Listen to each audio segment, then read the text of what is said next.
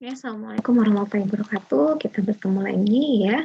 Ini adalah materi kedua dari struktur fungsi dan metabolisme dari asam amino dan protein. Sekarang kita masuk ke protein. Ya, jadi kalau minggu lalu kita sudah membahas terkait dengan asam amino yang merupakan monomer dari protein. Sekarang protein ya yang tersusun dari residu-residu asam amino. Nah, ini adalah penggolongan dan klasifikasi protein berdasarkan fungsi biologisnya. Ya, jadi yang pertama adalah enzim. Jadi enzim ini merupakan protein fungsional ya yang dibentuk oleh asam amino yang fungsional yang merupakan protein terbesar dan paling penting ya karena ini dibutuhkan dalam proses metabolisme tubuh kita. Makanya konsumsi protein itu penting karena akan membentuk enzim yang berperan dalam proses metabolisme makromolekul di dalam tubuh. Kemudian protein pembangun sebagai unsur pembentuk struktur. Nah, ini adalah glikoprotein. Ini adalah salah satu molekul untuk membentuk struktur membran sel ya. Nah, ini adalah penunjang struktur dinding sel, kemudian yang elastin, nah kemudian juga membentuk protein serat. Nah, ini ya jadi glikoprotein ini penting ya karena untuk membentuk struktur sel dalam tubuh kita. Kemudian protein kontraktil ya berperan dalam proses gerak ya. Jadi ini adalah aktin miosin ya yang sering kalian dengar ya untuk proses gerak di otot kita. Kemudian protein pengangkut, nah ini adalah perannya artinya mengangkut ya, pengangkutan berbagai macam zat melalui aliran darah. Nah, ini perannya untuk mengangkut berbagai nutrisi yang dibutuhkan oleh tubuh ya, sehingga mengapa ketika kita proses makan gitu kan, ketika kita proses makan karbohidrat, lipid ya, kemudian ada vitamin mineral itu kemudian dicerna, diserap oleh darah itu karena ada peran dari protein ya. Jadi hemoglobin contohnya itu ada alat pengangkut oksigen, mioglobin alat pengangkut oksigen dalam jaringan otot, serum albumin alat pengangkut asam lemak dalam darah ya. Nah, ini pentingnya ya bahwa protein-protein pengangkut itu yang berpenting untuk mengangkut berbagai macam nutrisi kemudian mengangkut oksigen ya yang dibutuhkan oleh jaringan darah, yang dibutuhkan oleh darah ya seperti itu. Nah, kemudian protein hormon. Nah, ini juga ada yang berperan sebagai hormon ya. Ini ada protein aktif sama seperti enzim, contohnya insulin ya, mengatur metabolisme glukosa, hormon pertumbuhan, kemudian menstimulasi pertumbuhan tulang ya. Jadi ada hormon insulin, hormon pertumbuhan, kemudian ada hormon yang mengatur pertumbuhan tulang ya. Nah, kemudian protein yang sifatnya racun itu juga ada ya, artinya contohnya di sini adalah yang merupakan racun ular ya, protein enzim yang dapat menyebabkan terhidrolisisnya fosfogliserida. Jadi ketika kita tergigit ular, maka ular itu akan mensekresikan ya yang namanya racun yang merupakan protein yang mampu menghidrolisis fosfogliserida ya. Nah, kemudian Clostridium botulinum ya ini juga dapat menyebabkan keracunan pada bahan makanan ya, seperti itu. Jadi ketika dikonsumsi oleh kita ya, dikonsumsi oleh makanan yang kita konsumsi itu dia sudah mengandung Clostridium botulinum, maka itu akan mengakibatkan keracunan. Nah, kemudian protein pelindung, ya umumnya terdapat dalam darah. Nah, di sini kalian tahu fibrinogen, ini perannya itu adalah dalam proses pembekuan darah. Kemudian ada trombin, itu adalah juga komponen dalam mekanisme pembekuan darah. Nah, kemudian ada protein cadangan, artinya dia berperan sebagai cadangan makanan ya dalam suatu uh, dalam suatu metabolisme dalam tubuh. Contohnya di sini ada ovalbumin ya. Jadi protein yang ada pada putih telur, kemudian kasein juga protein yang ada pada susu. Ya, seperti itu. Jadi ini yang berperan sebagai protein cadangan. Jadi kalau misalnya kita lihat protein itu fungsinya berbagai macam ya. Berbagai macam fungsinya, terutama kalau pada kita ya, pada makhluk hidup seperti manusia, hewan ya, itu perannya itu adalah untuk pembentukan enzim, pembentukan hormon ya, kemudian untuk pembentuk tadi sebagai pengangkut, nah itu penting ya, makanya memang kebutuhan akan protein itu harus kita penuhi penuhi terus-menerus ya, seperti itu. Nah, kemudian kita masuk ke struktur protein. Jadi ada 4 struktur protein. Yang pertama adalah struktur primer. Nah, jadi bisa kita lihat di sini struktur primer seperti ini. Jadi dia hanya tersusun dari ikatan peptida saja, ya. Kemudian struktur sekunder, nah kalau struktur sekunder ini dia sudah membentuk yang namanya lekukan, ya jadi dia sudah mulai melekuk. Nah ini contohnya dibentuk oleh ikatan alpha helix dan beta sheet, ya. Jadi struktur sekunder, ya dia membentuk lekukan, ya di mana ini dibentuk dari ikatan hidrogen, ya. Nah kemudian kalau struktur tersier ini sudah bisa kita lihat sudah membentuk yang namanya lipatan. Jadi sudah ada lekukan dan ada lipatan. Ya, jadi kalau misalnya benang, yang pertama ini adalah benang lurus, kemudian benang yang berkelok, kemudian benang yang mulai kusut, ya, karena sudah ada lipatan dan lekukan.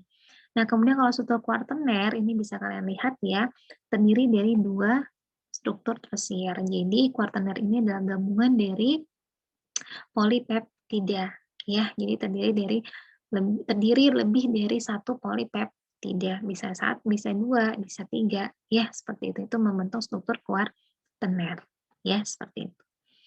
Nah, ini struktur primer. Jadi struktur primer ini hanya ikatan peptida saja. Nah, ikatan peptida itu ingat ya, di review lagi, dibentuk dari asam amino yang satu, dari gugus karboksil dari asam amino yang satu ini dengan gugus amina dari asam karboksil yang kedua. Ya, dia membentuk ikatan peptida ya dengan ikatan C dan N yang lebih pendek dari normal. Ya. Nah, ini struktur primer dari protein. Nah, kalau struktur sekunder itu dibentuk dari ikatan hidrogen. Ya, jadi yang membentuk struktur sekunder itu adalah ikatan hidrogen ya antara gugus karbonil dengan gugus amina dari atom C alfa yang berbeda. Ya. Nah, struktur sekunder ini ada alpha helix dan ada beta sheet. Nah, kalau alpha helix itu bentuknya seperti spiral, kalau beta sheet itu bentuknya seperti lembaran buku, ya.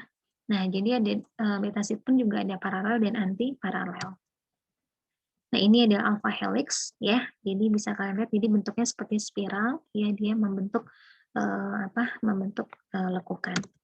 Nah, kemudian kalau beta sheet ya, jadi seperti bentuk lembaran buku. Ya, seperti itu. Oke ya. Nah, kemudian struktur tersier. Kalau struktur tersier, ini dia distabilkan lagi selain oleh ikatan hidrogen ya, ini distabilkan oleh interaksi antara gugus R. Ya, jadi interaksi antara gugus R. Nah, interaksi gugus R ini yang pertama membentuk yang namanya ikatan disulfida, jadi distabilkan oleh ikatan disulfida antara asam amino sistein dengan sistein, ya membentuk ikatan disulfida. Kemudian interaksi hidrofobik. Nah, interaksi hidrofobik ini terbentuk karena ada interaksi antara asam amino yang sifatnya nonpolar. Karena ingat ya bahwa protein itu dia tersusun dari ada asam amino polar, ada asam amino nonpolar. Ya, sehingga kalau ada asam amino nonpolar, maka dia akan saling berinteraksi secara hidrofobik. Kemudian selanjutnya interaksi hidrofilik. Nah, ini terjadi adalah interaksi antara asam amino yang polar, ya. Kemudian interaksi ionik. Nah, interaksi ionik ini terjadi karena adanya interaksi antara asam amino yang bermuatan. Ya, jadi ini yang menstabilkan struktur tersier. Jadi ada ikatan disulfida, ikatan hidrogen, hidrofobik, hidrofilik, dan ionik. Ya, karena struktur tersier itu dia sudah membentuk yang namanya lipatan dan lekukan. Jadi interaksi antara asam amino dalam suatu protein itu dia semakin kompleks. Ya. Nah, kemudian ini struktur tersier subunit contoh HMG-CoA reduktase. Jadi ini adalah enzim ya yang dia memperlihatkan struktur tersier ya dari suatu enzim ya seperti itu.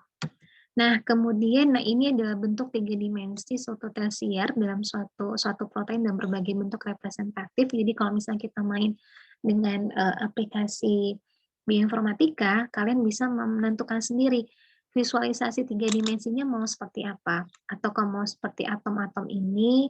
Jadi ini menunjukkan ya ini atom-atomnya, atau kemudian membentuk seperti benang, atau ini membentuk seperti ribbon ya. Dan ini adalah ligan ya, jadi ini menunjukkan ligan.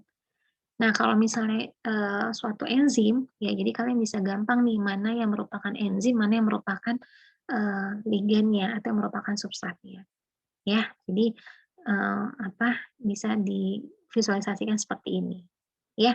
Nah, jadi ini untuk menunjukkan visualisasi mana yang paling gampang untuk dipahami dan dimengerti ya. Nah, ini hanya menunjukkan representatif saja ya, struktur tersier dari suatu protein. Nah, kalau struktur kuaterner itu gabungan dari beberapa polipeptida polipeptida. Jadi gabungan dari beberapa struktur tersier. Nah, kalau di sini bisa kita lihat ya, jadi ada 4 polipeptida. Ya, jadi ada yang 1, 2, 3, 4. Ya, jadi ini menunjukkan struktur kuarternya dari struktur protein. Ya, seperti itu. Nah, kemudian ini berbagai macam jenis protein, ya. Jadi ada protein kolagen, ya. Kemudian ada protein otot miosin. Di sini ya ada protein serat elastin.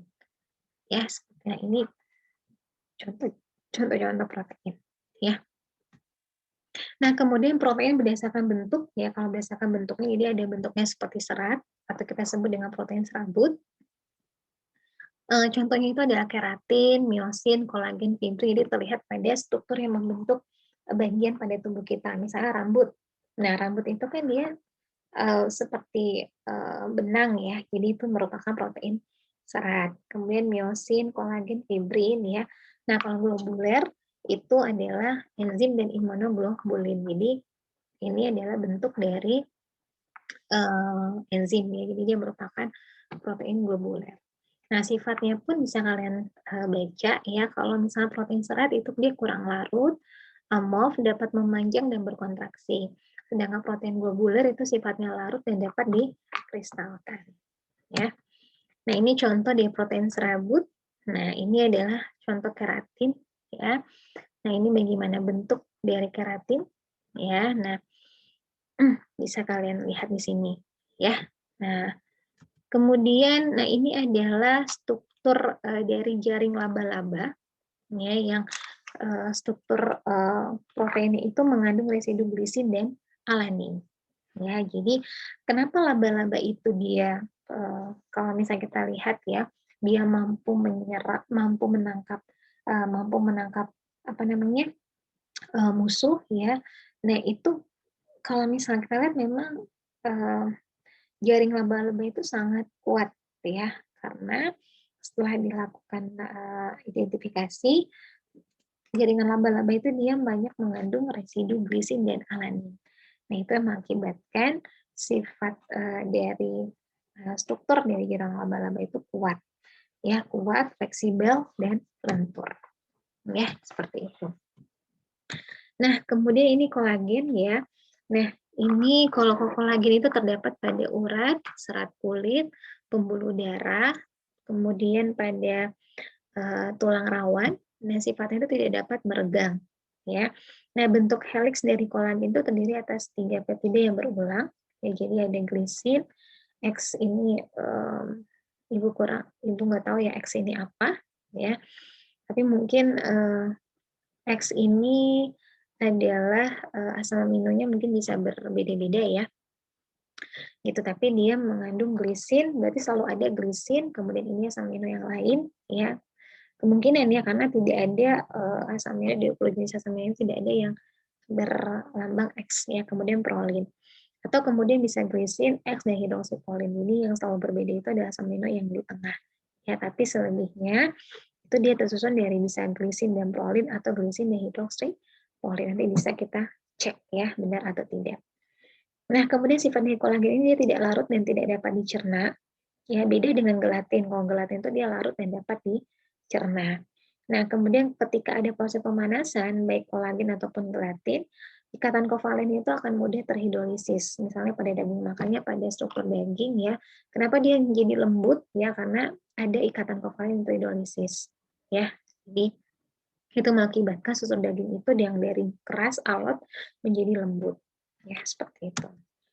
Nah, ini adalah mioglobulin. Jadi mioglobulin ini ada tadi fungsi mioglobin itu berfungsi sebagai protein pengangkut. Ya. Nah, mioglobin ini dia merupakan protein yang berfungsi untuk mengikat oksigen. Fungsinya itu adalah menyimpan oksigen, meningkatkan transport oksigen ke mitokondria. Nah, jadi ini sangat penting ya peran dari mioglobulin, hemoglobin, mioglobin, yaitu sangat penting dalam proses transportasi oksigen ya ke dalam suatu jaringan. Nah, kemudian di sini kita mengetahui apa saja protein majemuk. Nah, jadi protein majemuk itu ada protein yang bergabung dengan molekul yang lain. Nah, di sini nukleoprotein itu artinya protein yang bergabung dengan asam nukleat. Ya, nah ini adalah single strand DNA binding protein ini adalah merupakan apa namanya, protein ya, yang dia peran itu dalam proses replikasi ya. ssDNA binding protein ini adalah berperan dalam proses replikasi ya. Kalau tidak salah perannya itu adalah, nanti bisa kalian cek ya untuk lebih memastikan, itu untuk menjaga agar apa namanya, DNA yang awalnya double helix menjadi single helix ya, menjadi single, ketika dalam proses suhu yang tinggi dia akan menjadi, awalnya dia menjadi double menjadi single. Kemudian ssDNA binding protein ini berperan untuk mempertahankan agar DNA ini tetap dalam single helix ya. Nah, ini berperan dalam proses replikasi. Jadi ketika replikasi itu kan DNA yang strukturnya double helix harus diputus dulu menjadi single, kemudian baru direplikasi untuk menghasilkan untai DNA yang baru. Nah, ssDNA binding protein ini peran itu adalah untuk mengikat ya, untuk mengikat si untuk menyebabkan si DNA ini tetap dalam kondisi yang single, ya, tidak membentuk double. Nah, kemudian yang kedua adalah glikoprotein. Nah, ini adalah salah satu protein yang terdapat pada musin, pada air liur kita. Kemudian fosfoprotein, nah ini terdapat pada kasein. Kemudian kromoprotein, nah itu contohnya adalah hemoglobin yang dia mengikat mengikat Fe ya. Jadi dia fungsinya itu ada untuk mengikat oksigen. Nah, jadi ini termasuk kromoprotein. Contohnya adalah hemoglobin. Nah, kemudian protein koenzim. Nah, protein koenzim ini maksudnya adalah protein yang dia juga mengikat koenzim. Ya. Nah, protein koenzim ini artinya di mana enzim ini dia tidak dapat bekerja maksimal ketika tidak ada koenzim. Ya, jadi contohnya itu ada privat dehidrogenase ya, dengan koenzim itu ada NAD+. Nanti kalian bisa tahu lagi berbagai jenis protein koenzim yang lain. Nah, kemudian lipoprotein. Nah, lipoprotein ini adalah yang perannya itu pada proses pencernaan lemak. Ya, jadi fungsinya dari lipoprotein itu adalah untuk membawa triacylglycerol ya, untuk melewati pembuluh darah ya, untuk masuk ke dalam jaringan-jaringan yang lain pada tubuh kita ya. Nah, itu peran dari lipoprotein. Kemudian metaloprotein. Metaloprotein ini adalah contohnya kalmodulin Ca2+ ya. Jadi ketika si protein ini mengikat mengikat logam, maka dia termasuk pada metaloprotein. Ya, kalau misalnya ada enzim ya yang dia membutuhkan suatu kofaktor, maka kita sebut dengan metaloenzim. Ya, jadi itu ya termasuk dari protein-protein majemuk. Artinya protein majemuk itu adalah protein yang mengikat suatu molekul yang lain. Ya, apakah itu mengikat karbohidrat, lipid, ataupun mengikat logam, ya, ataupun mengikat jenis koenzim, ya, seperti itu. Nah, itu ya terkait dengan protein. Ya, nanti kalau misalnya ada yang ingin diskusikan, kita bisa diskusikan. Ya. Nah, next minggu depan kita akan belajar terkait dengan metabolisme nitrogen ya, yang berasal dari hasil oksidasi atau hasil hidrolisis ya, dari protein menjadi asam amino. Kemudian asam amino itu karena dia mengandung nitrogen ya, maka yang kita akan coba bahas di sini adalah bagaimana nitrogen itu akan dimetabolisme ya, untuk kemudian dapat berfungsi bagi kita ya. Kemudian bagaimana proses pembuangannya, nah kita akan coba bahas di minggu depan. Baik, mungkin itu yang bisa Ibu sampaikan ya. Terima kasih. Assalamualaikum warahmatullahi wabarakatuh.